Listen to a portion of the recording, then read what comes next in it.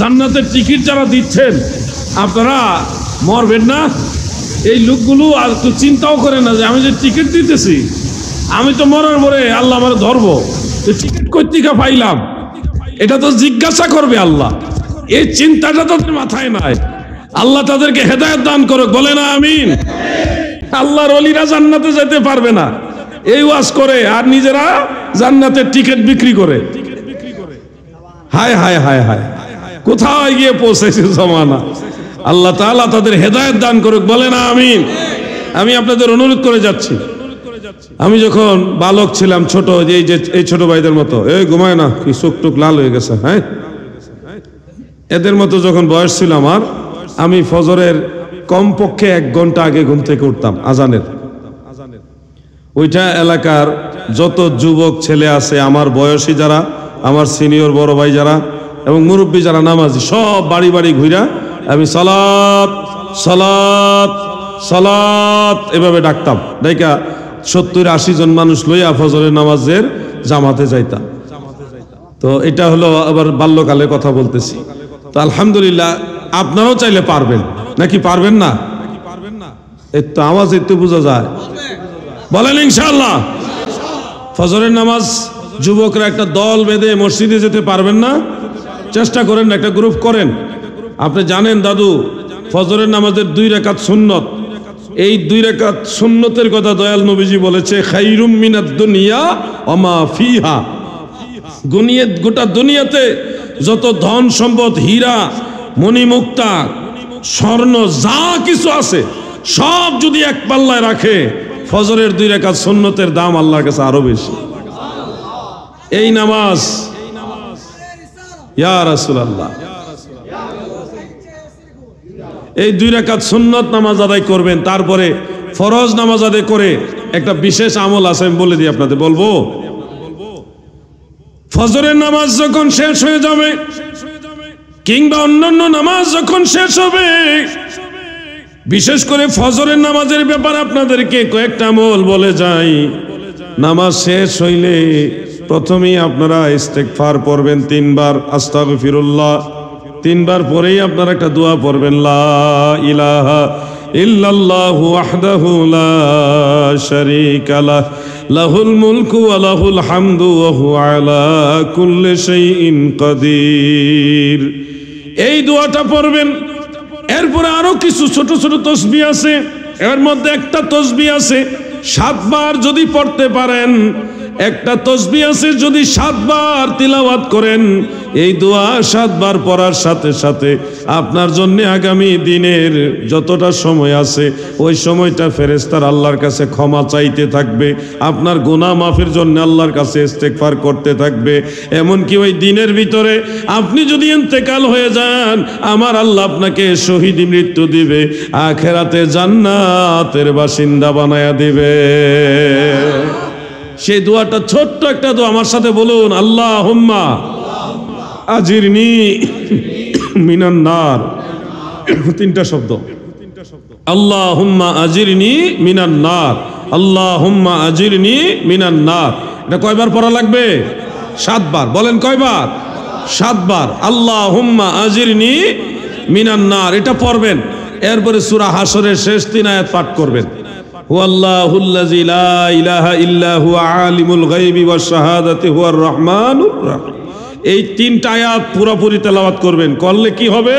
তিরমিজি শরীফের মধ্যে হাসান সনদে হাদিস উল্লেখ, দয়াল নবী বলেন সকাল থেকে সন্ধ্যা পর্যন্ত 70,000 ফেরেশতা আপনার জন্য আল্লাহর কাছে দোয়া করতে থাকবে। এমনকি দাদু আমার এই সূরা হাশরের শেষ 3 আয়াত পড়ে যদি ওই দিন আপনি ইন্তেকাল হয়ে যান, আল্লাহর নবী বলেছে আপনার মৃত্যু হবে শহীদি মৃত্যু। সুবহানাল্লাহ। আর শহীদ যারা হয় তাদের কবরের মধ্যে কোনো আযাব হয় না।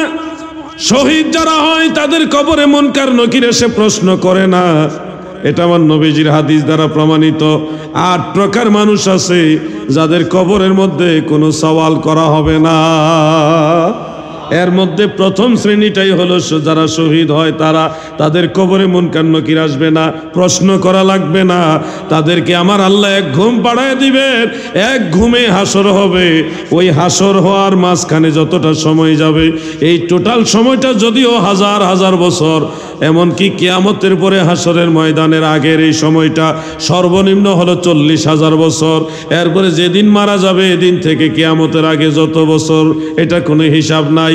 এই বেহিসাব সময় হাসর ময়দানের আগ পর্যন্ত পুরো সময়টা আমার আল্লাহ ওই বান্দাদের জন্য যারা শহীদ মৃত্যু পায় তাদের জন্য জোহর থেকে আসরের নামাজের আগে মানুষ সামান্য একটু সময় কাইলুলা করে ঘুমায়, ওই সামান্য ঘুমের মতো বানায়া দিবে।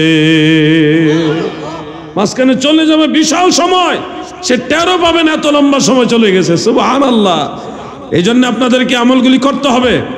সূরা হাসরের শেষ 3 আয়াত দুরূদ শরীফ, এগুলি আমল করবেন। দুরুদের মধ্যে আমি প্রায় সব মাহফিলে দুরূদ শরীফটা মানুষদেরকে বোঝানোর শেখানোর চেষ্টা করতেছি। যে দুরূদ শরীফটা পড়লে আল্লাহর নবী বলেছে আমি নিশ্চিত তাকে শাফাআত করে জান্নাতে নিয়ে যাব। মুসনাদ আহমদের মধ্যে উল্লেখ, প্রিয় নবীজি বলেছেন মান ক্বালা আল্লাহুম্মা আনজিলহু মাকআদাল মুকাররাবা ইনদাকা ইয়াউমাল কিয়ামাহ ওয়াজাবাত লাহু শাফাআতি। আল্লাহর হাবিব বলেন উম্মতেরা গো,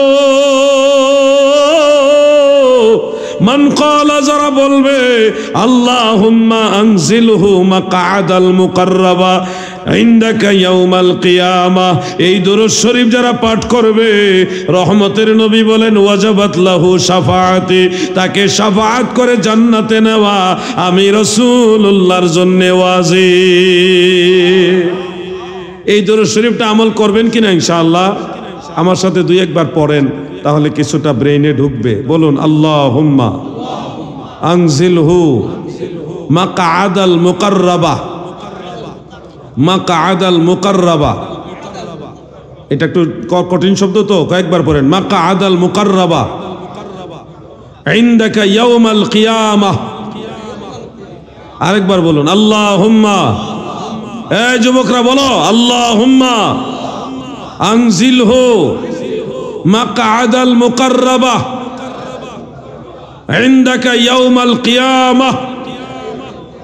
খুব বেশি বড় না, ছোট, কিন্তু আপনি পারলে দেখবেন ইজি হয়ে গেছে।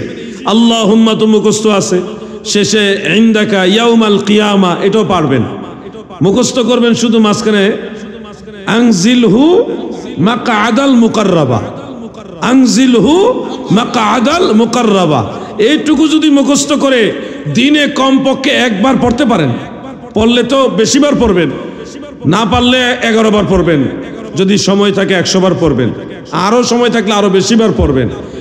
সময় নাই, দিনে 1 বার হইলেও এই দুরূদ শরীফটা পড়বেন। আল্লাহুম্মা আনজিলহু মাকআদাল মুকাররাবা ইনদাকা ইয়াউমাল কিয়ামাহ। এই দুরূদ শরীফটা দিনে 1 বার যদি পড়তে পারেন, আল্লাহর নবী বলেছে আমি তাকে শাফাআত করে জান্নাতে নিব, এটা আমার জন্য ওয়াজিব হয়ে যাবে। সুবহানাল্লাহ। এই জন্য আমরা গজলে বলি আমার শাফাতের কান্ডারি মদিনাওয়ালা, আমার শাফাতের কান্ডারি মদিনাওয়ালা, আলা হযরত মুস্তাফা নবী সাল্লাল্লাহু আলা হযরত মুস্তাফা নবী। যুবক ভাইরা, বটতলি নাকি হলিদিয়ার পাড়া, বটতলি হলিদিয়ার পাড়ার যুবক যারা আছেন, যুব সমাজ, আমি লক্ষ্য করতেছি আপনাদের মধ্যে একটু দুর্বলতা আছে। কি দুর্বলতা কি আসলে আসেনি? আসেনি না? আমার তো ভাব সব ভালো লাগতেছে না। আমার সাথে যদি দুরূদ শরীফে দুর্বলতা দেখান, জিকিরে দুর্বলতা দেখান, তাহলে তো আমি বুঝবো যে আপনাদের মধ্যে দুর্বলতা আছে। আমি বিশ্বাস করি যে আপনাদের ভিতরে দুর্বলতা নাই, এটা আমি বিশ্বাস করি। কিন্তু হয়তো ভাবতেছেন হুজুরে পড়তেছে, মাইকে আওয়াজ হইতেছে, অন্যরা পড়তেছে, এই চলতেছে, এই তো এই অবহেলা করতেছেন, এটাই মনে হয়। তা আসেন সবাই মিলে আমরা একটু জিকির করি, তাহলে অলসতাটা দূর হবে, আলোচনার ভিতরে মনোযোগ বাড়বে। জিকির লা ইলাহা ইল্লাল্লাহ, লা ইলাহা, এই তো আওয়াজ বেড়ে গেছে, লা ইলাহা।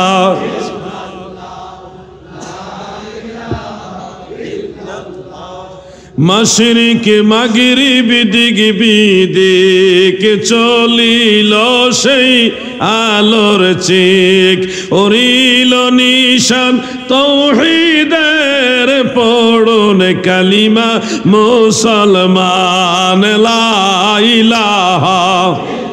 মারহাবা ইল্লাল্লাহু লা ইলাহা ইল্লাল্লাহু মুহাম্মাদুর রাসূলুল্লাহ সাল্লাল্লাহু আলাইহি ওয়াসাল্লাম।